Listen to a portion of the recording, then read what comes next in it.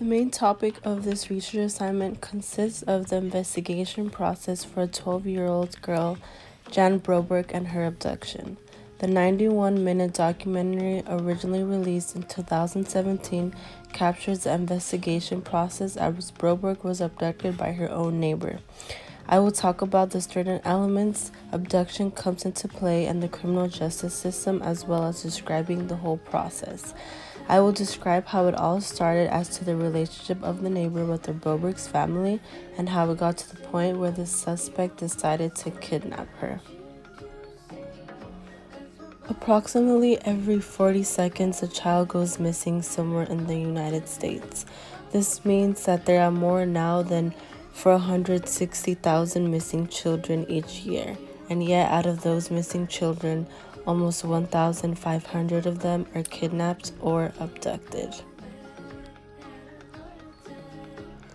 The Broberg and the Berchtold family were very close, and Jan even considered Robert as her second father. The families had met through church. During the first abduction, when Jan returned 5 weeks later, she guaranteed and begged her parents and the police that they were involved, that nothing had occurred between her and her abductor that empowered Robert to be free and abduct Jan a second time. This documentary essentially portrays the topic of sexual abuse and abducting. Jan's parents, Bob and Ann Broberg, had some strange and manipulative relationships with Robert. Bob proceeded to follow and get brainwashed by Robert and did what he told him to do and regretted it afterwards. In the interview with the mom, Ann Broberg states Robert created a type of relationship with her that made her feel special and wanted by him.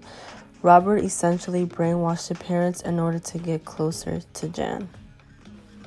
There wasn't one, but two abductions. When Robert first abducted Jan on October 1974, he had picked her up from her piano lessons and informed her parents.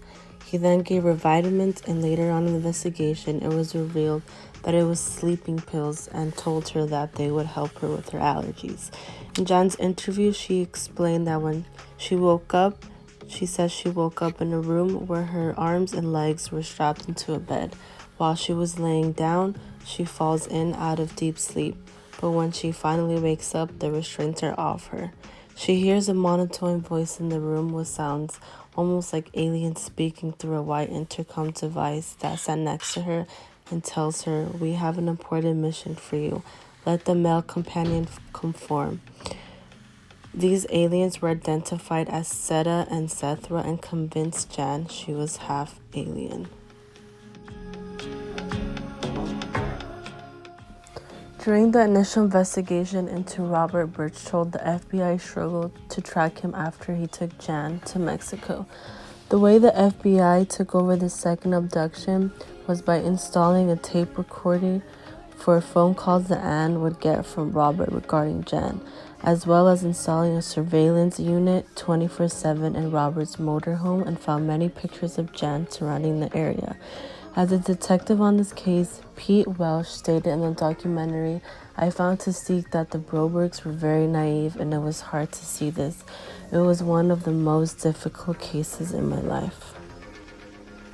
Towards the end of the documentary, we see a scene of the courtroom where Jan and Robert were together. Robert kept protesting against the book written by Jan's mom, Anne, in 2003 regarding the story of her daughter, Jan. This caused Jan to file a stalking order, but Berkshire argued that it initiated them to go to court. Berkshire, who died in 2005 by committing suicide, served a light sentence for the kidnapping charges and went to a mental hospital for 6 months. After this incident, many live conferences throughout crowds, women came out and spoke up that they had also been sexually abused by Berchtold. Jan Broberg today advocates for situations like her and uses her platform in a positive form. This was made to inform the audience that there are predators like Robert in society today, and more than 6.6 children suffer from some kind of abuse per year, and the predator is someone who is more than 80% of the time known. Let the story serve as a reminder that we need to maintain a high level of alertness even around people we know and trust.